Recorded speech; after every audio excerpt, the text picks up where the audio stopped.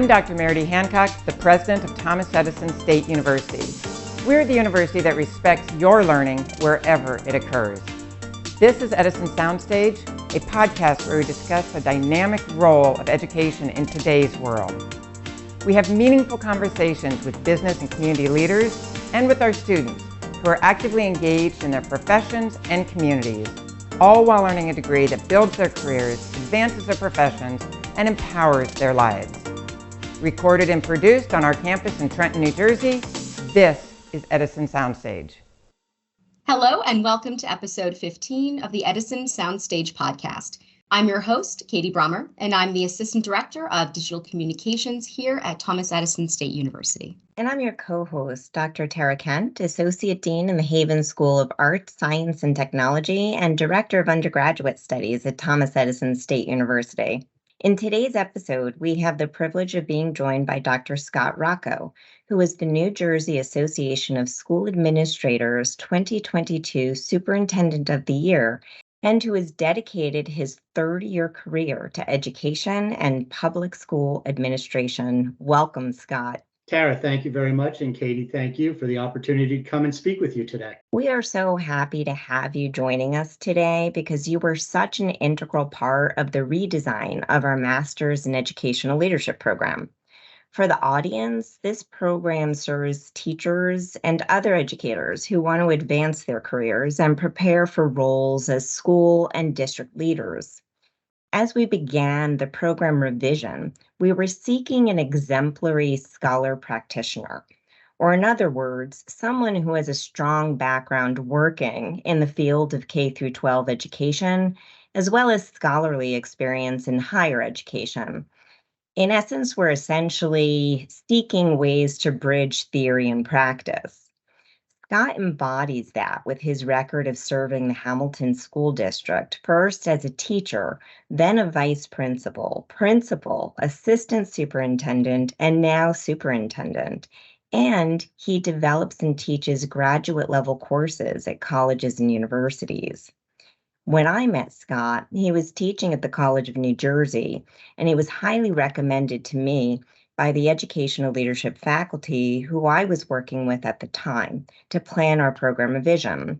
I was thrilled to bring him on board, and he did outstanding work with us. Tara, you made me sound much better than I am, so thank you. That's not true at all. But So Scott, as Tara mentioned before, you have in all of this, you have quite a resume of roles in education, and you've encountered every level of educational leadership in the public school system.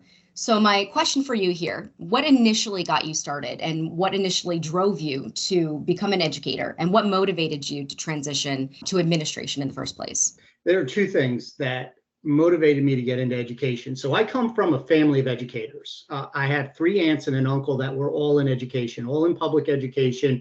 From start to finish, they started and retired in public education. And so growing up around the dinner table at holidays, I would hear a lot about school and learning and teaching, and it really motivated me. I heard the good and I heard the not so good. But what I always heard from my aunts and my uncle was that this is a great profession. This is a noble profession to get into.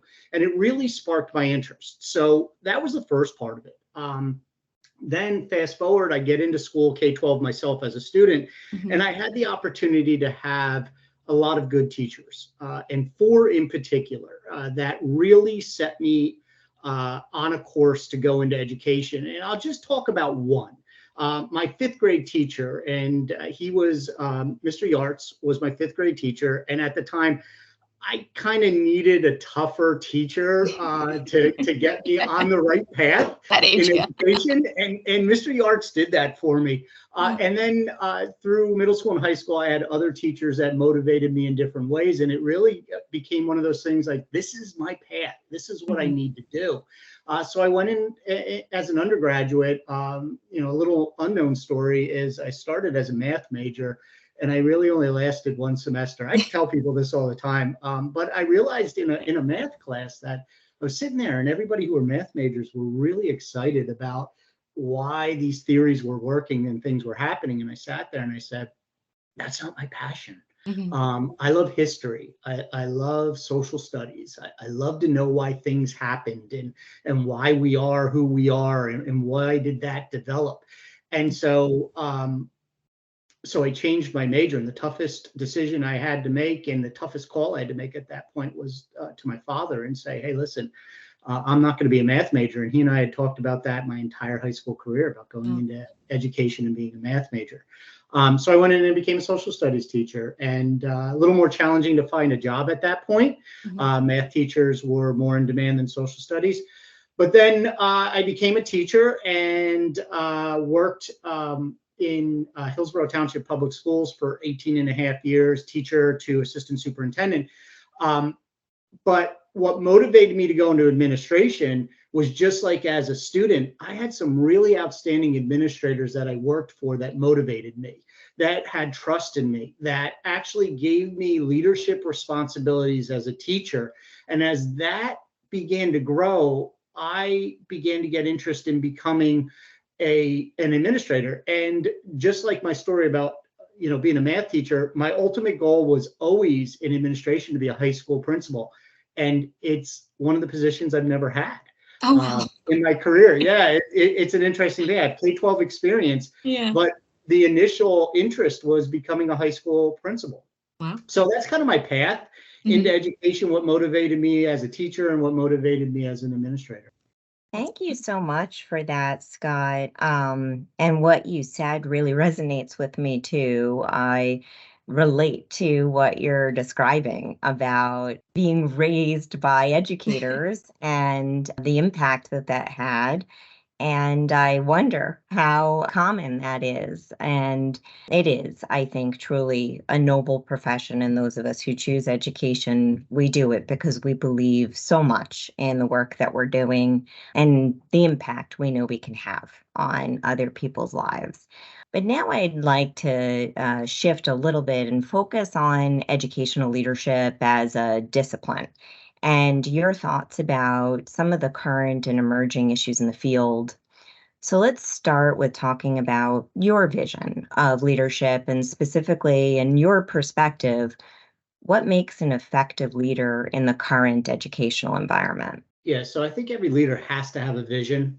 What do you believe in as a leader? What are your ethical standards that you will motivate you to move forward? And for me, it's about students. So I have a very simple concept that I go with, which is be the leader that you would want your own children to have. And so that concept I've always had as a leader in two other districts besides Hamilton Township, and now in Hamilton, where my own kids have gone through. Two of my children have graduated from there, and I have one who is a junior in high school this year. So the concept is, do what's right for kids. Do what's right for your own kids. And your own kids as a leader is every one of the children in your building or in your district. Those are your kids. So that's the first part of it, is be the leader you would want your own children to have. The second part of that with leadership and being a leader and how you lead is by surrounding yourself with great people. You don't have all the answers. You don't have all the solutions, and you don't have all the knowledge. And so you have to surround yourself with people that are going to help you be successful, help them be successful, and ultimately, our main goal, as I said, help the students be successful. And so what I want as a leadership team and people that I work with, teachers in my district and principals and directors, are people that are going to constantly learn, but also are going to give an honest opinion. And I tell my leadership team this all the time. I don't need people that are going to just yes me to death. I want people that are willing to tell me how an idea is. And I think we've all heard the phrase, no idea is a bad idea, right? We've all heard that. Sure, absolutely.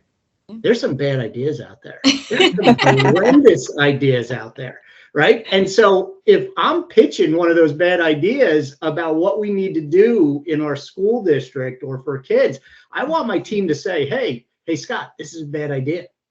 So I want to surround myself with people that are willing to give an honest opinion, step up and say, this is right, or maybe this isn't the right direction to go.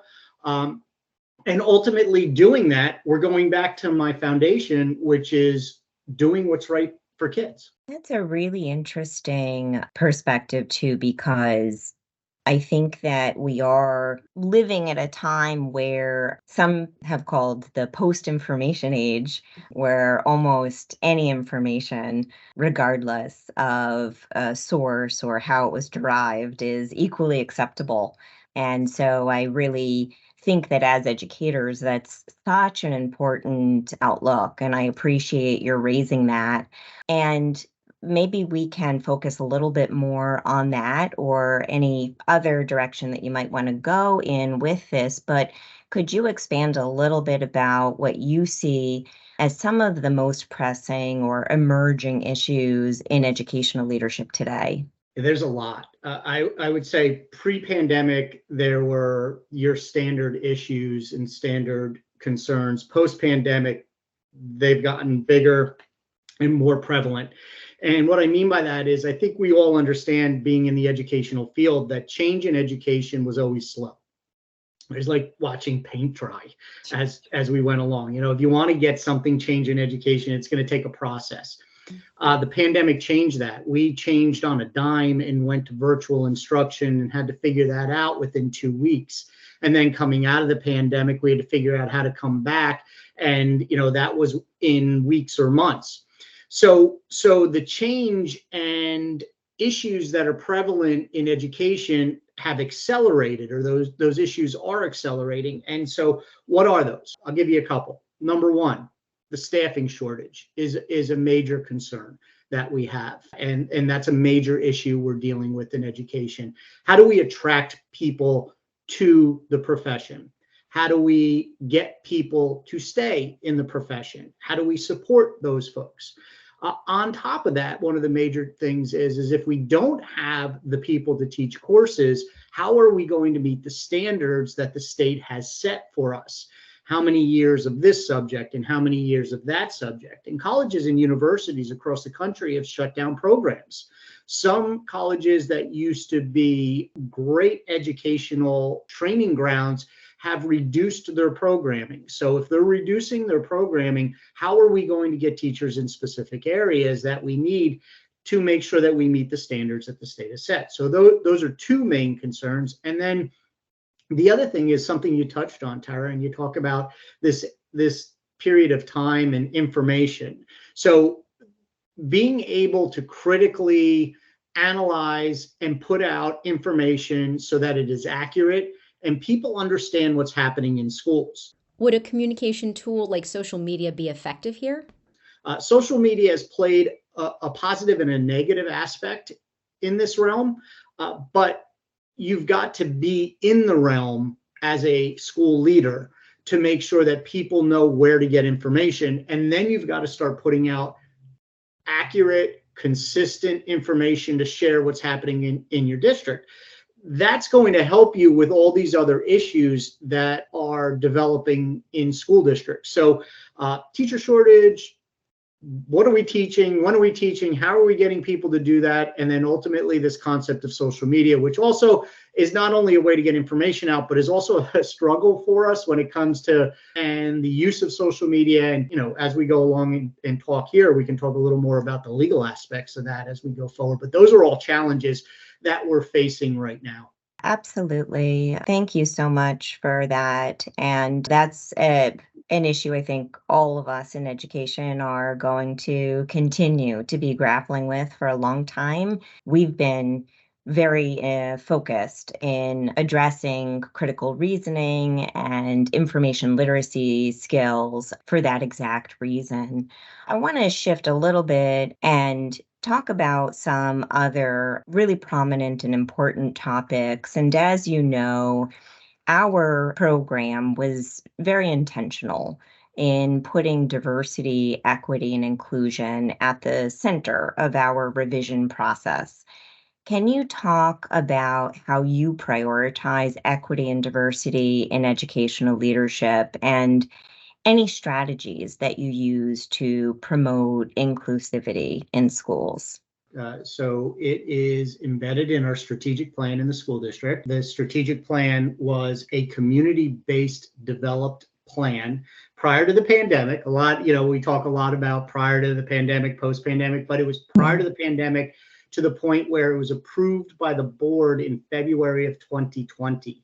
And so within that, diversity and equity was part of that on multiple levels. On resources within our schools. So do we have the resources where our students can see themselves in the material that's being used?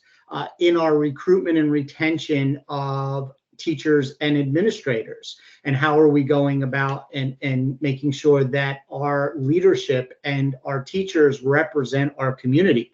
So it's there, and we've done a number of things, especially on the curriculum end, to make sure that our materials are representative of our students. And we've also done that in our recruitment of administrators and teachers.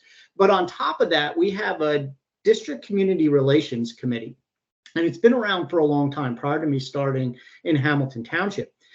And it works on diversity and inclusivity. It works on a lot of issues related to the operation of the school district. And so we try to bring in, and the committee tries to bring in, those who work in the district, teachers and administrators, and those who live in the district, parents and community members. And we are constantly seeking representation from all of our stakeholders. And that committee over the years has been a really great committee to do work associated with diversity and inclusivity. And at the end of the day, what you need to do, and what we've learned from that committee, is you need to constantly be working with the community and bringing people in with different viewpoints, different perspectives, different ideas of how to engage all stakeholders. And I'll give you one example. During the pandemic, we were putting out a lot of brief videos to students and families. And we were doing that in 3 languages: English, Spanish, and Haitian Creole. Those are the 3 main languages that we were speaking in our school district, and those are still the 3 main languages. But if you look at the characters we used in those videos, because they were cartoon characters, Bitmoji characters, they are very diverse. And those characters were the same characters that were used in the beginning when we started our videos and at the very end. And what we wanted families to see was one of those characters that represented them. And we thought that that was very important. And so that's just another example of how we do that. As a superintendent, I also try to put out a lot of information to the community. And when we do that, I put that out in the 3 main languages. Canva, which is a great system to use to get information out and put some nice graphics out. It makes us all look like we're graphic artists. It has just rolled out a very easy way to translate what you're putting out into different languages. And I use that all the time now. And so that is telling the community that we are including you. Because if you just put everything out in one language, and you know that you have a large segment of your school community that speaks a different language as their primary language, and you're not meeting their needs, they're not engaged. So why are they going to be interested in your school district? So we take a broad perspective on how we are working within a diverse community, and how we include our stakeholders in various ways of getting them information and participating in committees. Thank you so much for that. And your response is absolutely consistent with what you were talking about in terms of your vision of leadership and serving the community and society as a whole through education. And it's impossible for us to achieve that if we don't take diversity, equity, and inclusion seriously. And I really appreciate hearing about how you're achieving that and doing that in the Hamilton School District. Yeah, thanks. But and I'll also say it takes a whole team. Just as I said before, there's a team of people that work on that, and we have co-chairs of that committee who put a lot of effort in to make sure that they're reaching out to our stakeholders. But I appreciate that.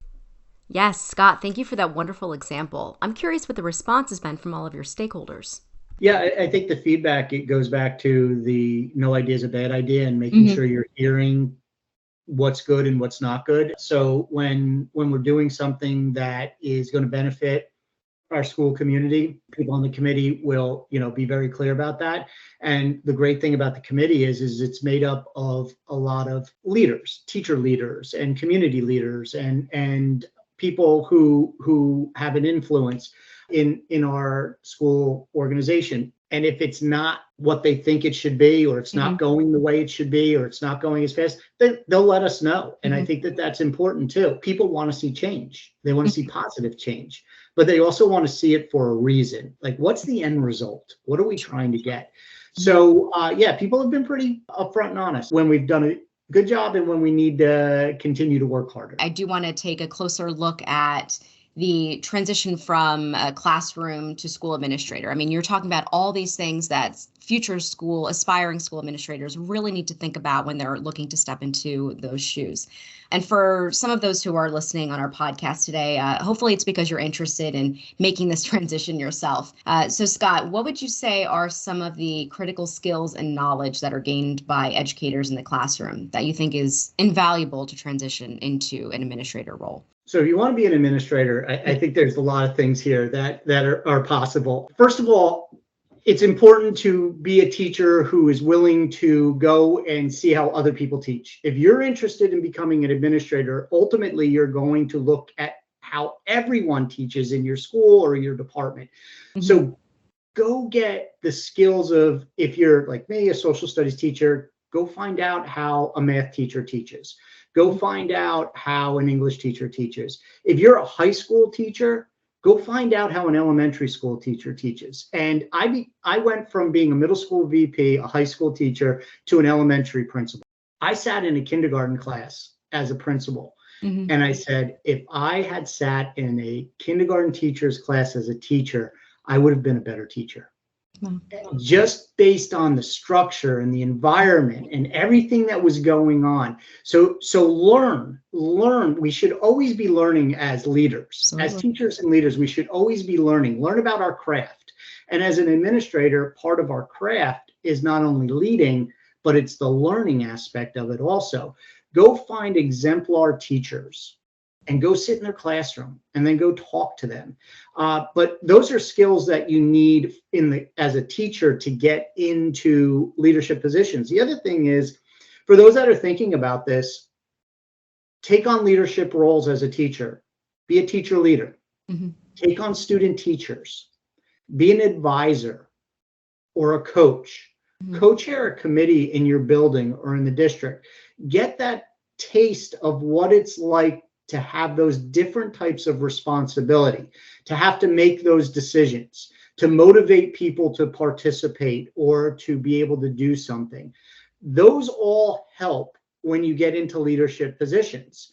And those skills that you're learning as an advisor, as a coach, as a mentor to a student teacher or a new teacher really will work out for you, because you never know day to day what you're going to experience as a leader. So you want to be able to have a lot of skills and a lot of other experiences that you can connect with your responsibility as a leader. And then the last thing I would say is, as an educator thinking about getting into leadership, understand that you never stop learning. So whether that's in a master's program or reading an article or going to PD, staying a learner is center to success in leadership. It's center to success in everything. But as a leader in a school or a district, there are lots of things that are changing now. Stay a learner. Keep reading. Keep engaging people. And I think those are important pieces as you get into the leadership realm. You really hit the nail on the head. Always be learning. That's definitely Thomas Edison's motto. And so I love that tie-in. You mentioned that it's crucial for aspiring educational leaders to experience diverse roles and sit in the classroom, if you will, of other educators with backgrounds and skill sets that are different than your own. How have these experiences impact the difficult decisions you've had to make in your role as a leader? How do you ensure those solutions are aligned with your educational values?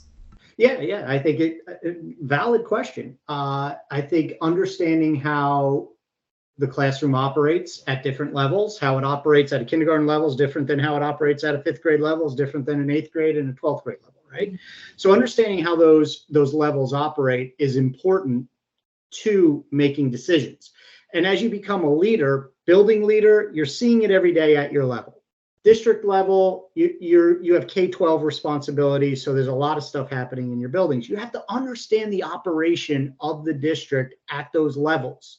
And so by understanding that and going out and seeing that, and even as a superintendent, I go out and I have meetings with principals every month, and they're in groups. I have 23 principals. So they've self-grouped into 6 different groups, and we go to one of their buildings every month. So within those, I'm in 6 different buildings a month now, and it rotates. So I'm always in buildings, and then that's the bare minimum. I'm in the buildings beyond that, but I get to see what's happening in the buildings.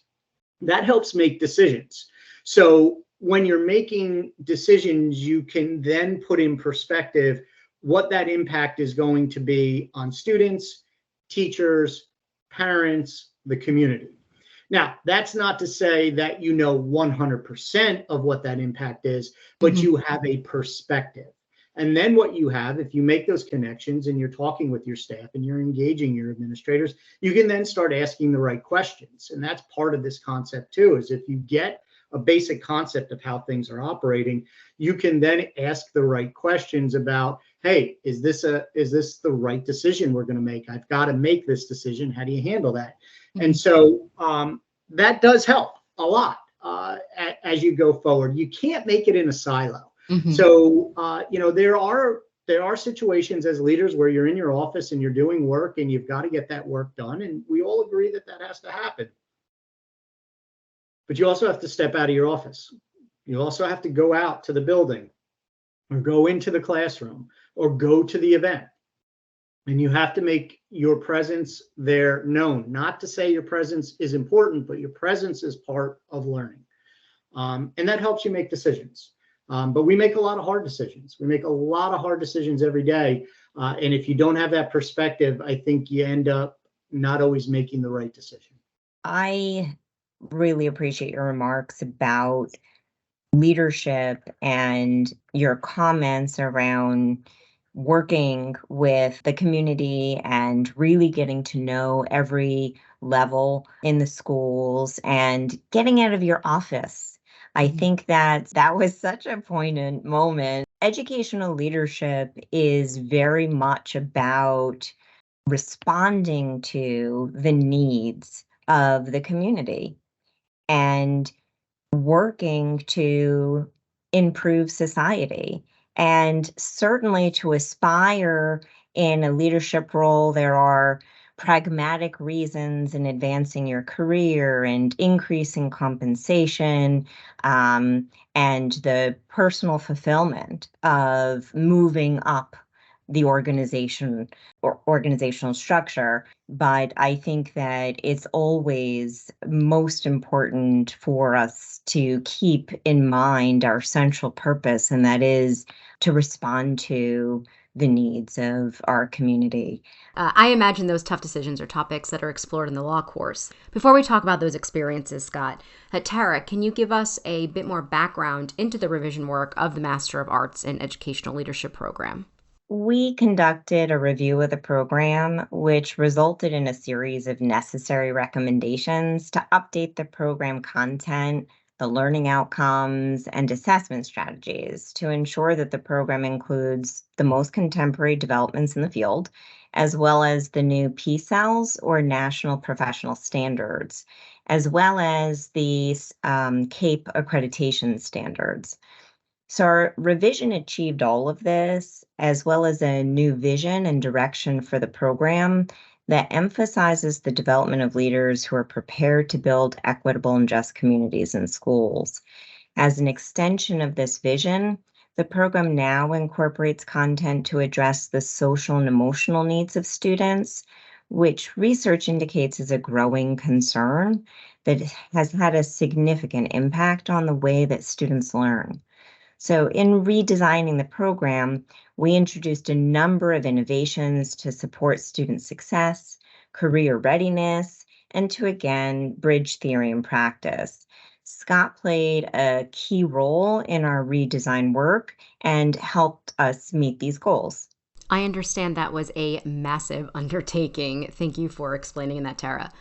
Scott, let's talk about your experience as a subject matter expert in school law. And what some of the primary goals and objectives that you had in mind while you were working on this course. Well, first, I want to say thank you to Tara and her team for giving me the opportunity to work with them. It was a great experience to do the rewrite, really focused on student learning and making sure that anybody that took the course came out with a working knowledge. And I think that was the first part of this, was having a working knowledge of school law. So there are two parts to it as I built it out.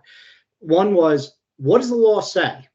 What are the court decisions? What are the things that you need to understand as an administrator? Because these have been fought in court. There have been court cases about this, and here are the decisions. So that's the first part of it, the actual legal end of it. And then the second part of it is what's reality? Like, okay, so here's what the court decision says. Here's a situation. How do you apply what the court has said to the situation? And then as the course is developing and as students are involving themselves in learning the law and then putting it into practical play, here is, how do you create a positive environment in your schools? So part of this process as students go through the class is to understand that you can understand the law and you can react to a situation and apply the law, but then what are the ramifications after in your school? So what are the reactive and proactive aspects of the decision you've made? And so students who go through this course should have the ability, by the time they're done, to be able to understand all the major decisions that are going to impact a school leader, how they play in real life situations, because there's a bunch of scenarios, and then ultimately as a leader, what impact does that then have on your school, your students, the school community? Because when you make decisions, that has impact. Morale, feelings. Do people feel supported? Don't they feel supported? Do people feel safe? Don't they feel safe? So having the ability to marry those two pieces and then understand how to create an environment that's more positive after you make those decisions is important. And that's built into the course. And Tara and her team were great about where we want students to be, what we want them to learn, and what we want them to walk out with, so that when they're leaders, they're effective, especially in my angle with school law. And I think we built that. I think we did that throughout the course of the revision.